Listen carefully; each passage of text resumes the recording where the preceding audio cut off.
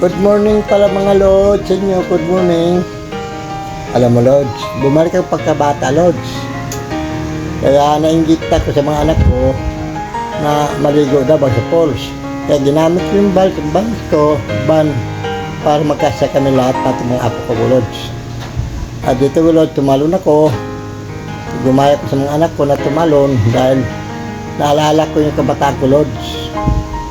Kala ko Lods yung pagtalong ko okay, magaan pagkataon ko, mabigat na pala Lods. Kaya itong mga manugang ko, tumalon na rin, mga manugang ko babae, itong mga lalaki Lods, mga anak ko yan. Kaya Lods,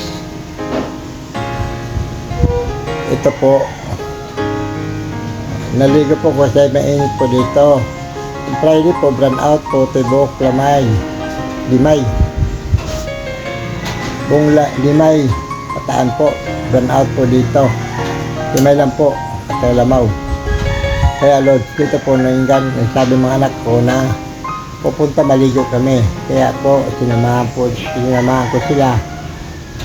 Dito po Lord, nagkasya kami sa banko. Sigan kami lahat, yung sasakyan ko Lord. Dito Lord, sabi ko, bukan ko maligo, di sana ako maligo Lods, pero hanggang nakalimutan ko sa sandaling mga oras Lods. Nagpakasaya ako dito Lods, kaya mo, subukan ko tumalon. Nag-aalangan ko dito Lods, kinakabahan ako nabigat ang katawan ko Lods.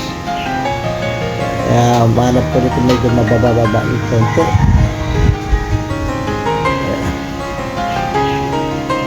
Ang lalim dito pala Lods. Kaya sinubukan ko pagtalon Lods, nakita mo Lods, tumalon ako. Mabigat na tayo kay katawan ko Lods tulad ng mga bata pa. Ang araw sa babaw ng barko Lods, sa atip, matalon ako Lods. Ngayon Lods, parang may lalo pa ba na, mabigat na katawan ko Lods. Ito akin Lods, subok lang ito Lods.